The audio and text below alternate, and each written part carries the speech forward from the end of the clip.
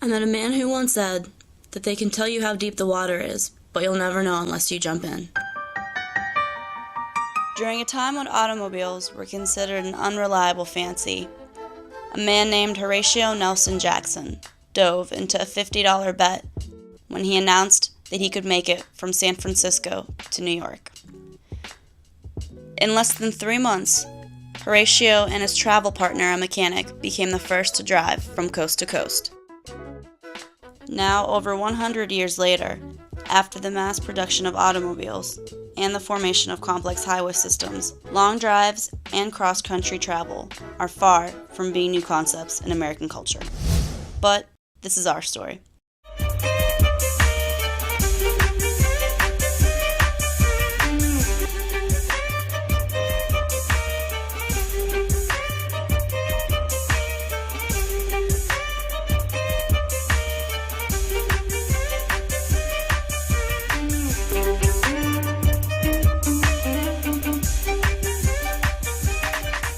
Got a full tank of gas, half a pack of cigarettes, it's dark, and we're wearing sunglasses. Hit it. Video. It's recording. July 1st, 2011. We make a couple of stops along the way. But our first major temporary landing is the Godzilla of Midwestern cities. I'm from a city in the Midwest, best city in the whole wide, wide world. Say now, I'm from a city in the Midwest.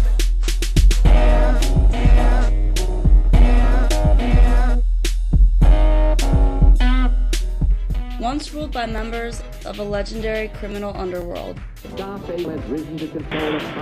its streets now echo a history of rich music culture.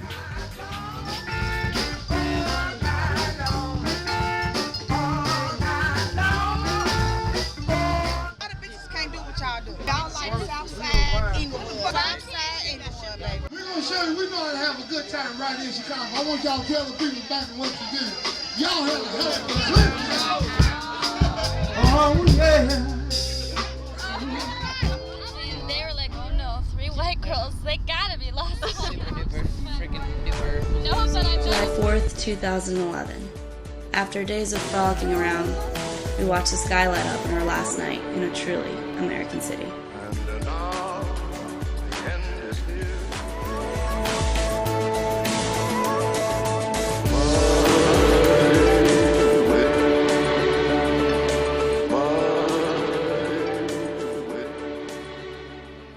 Day 5.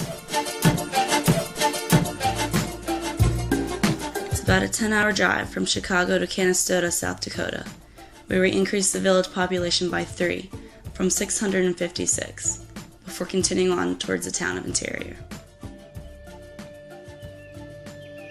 The Lakota Indians native to this region used a term that literally translated to mean bad land.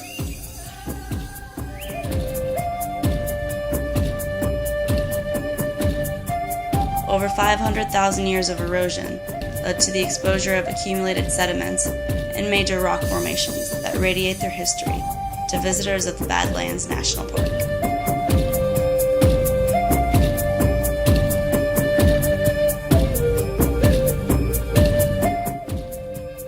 They don't serve Yingling anywhere near here, but buffalo burgers don't seem hard to come by, and small paths accompanied by spacious views tempt any adventurous soul.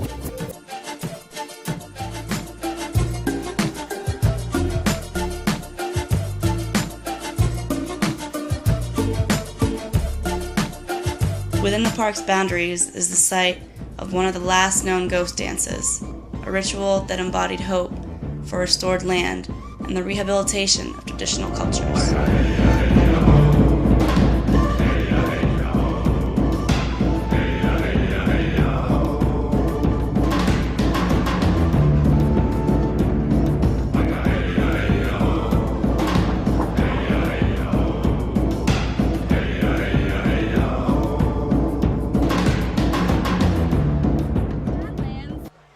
Head your way. So we should totally meet up. Okay, we can waste time until then. Sure. We choose Gillette, Wyoming as the midway point to our next destination. But first, we make a quick scenic pit stop.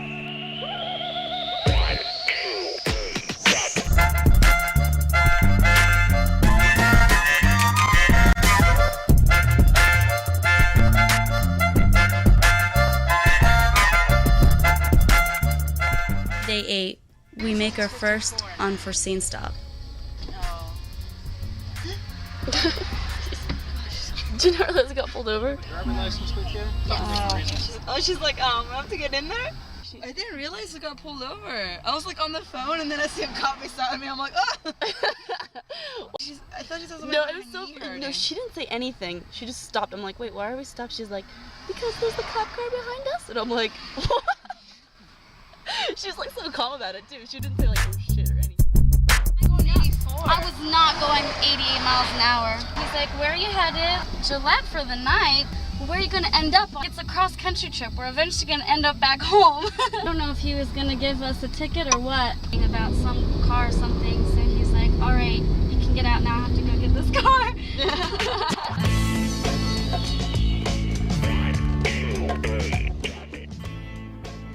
The winding roads of West Virginia rival the ones that we encounter on our next drive. And I admire the lunatics who ventured out to this remote area in the late 1800s when it became the world's first national park.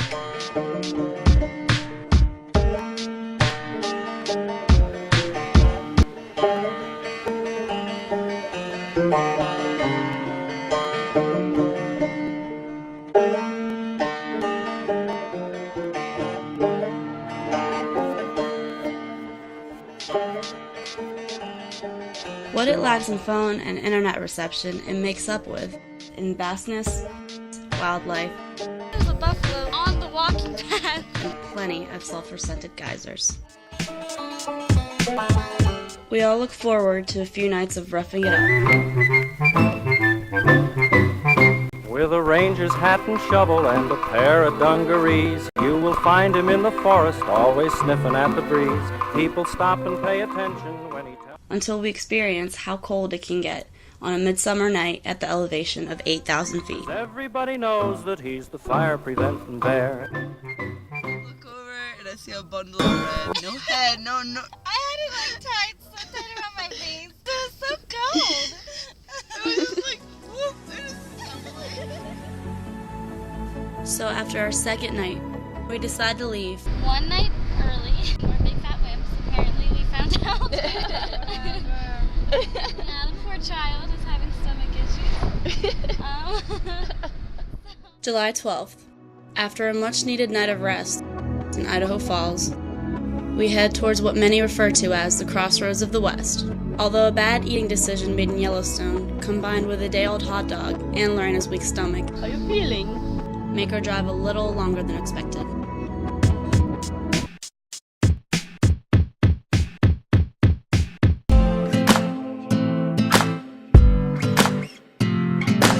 Many people visit the city each year to learn about its history and visit sites like Temple Square.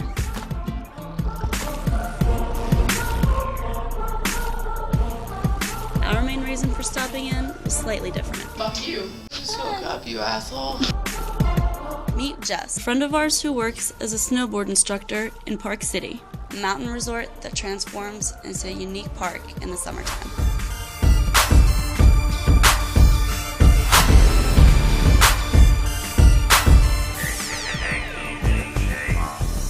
The promise of pancakes for breakfast ties us to Salt Lake City for one more day. But things soon take a turn for the worse when my purse gets stolen, leaving me without any money or an ID. And a feeling of helplessness nestles next to me as we ride into Arizona.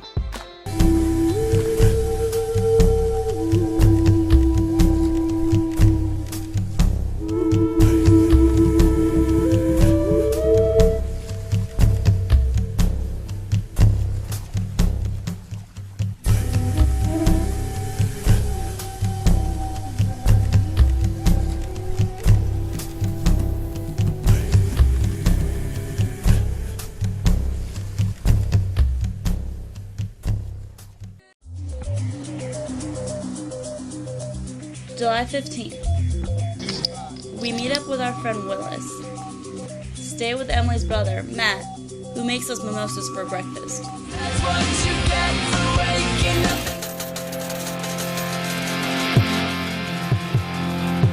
And I can't help but feel like a kid in a candy shop with my hands tied.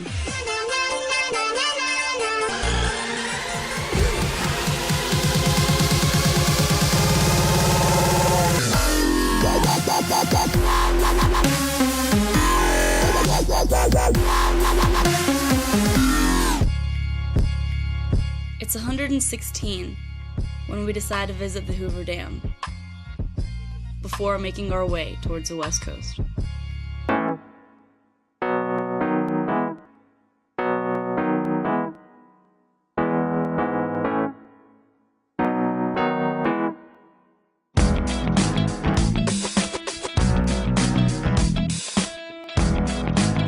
Day 21.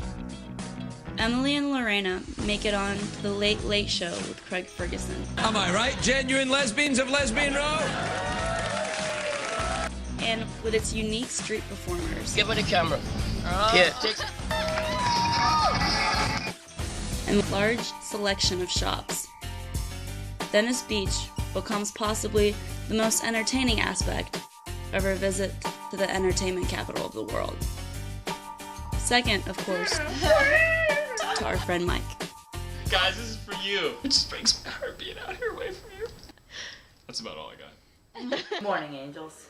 Can y'all please leave my gate opener and my window sticker in my apartment? Also, feel free to come back to Newport anytime. My place is your place. To the Batmobile. Let's go. July 22nd. Unaware that it's the weekend of the largest convention in the Western Hemisphere. 4 days and 126,000 fans. Comic-Con. We arrive at the birthplace of California.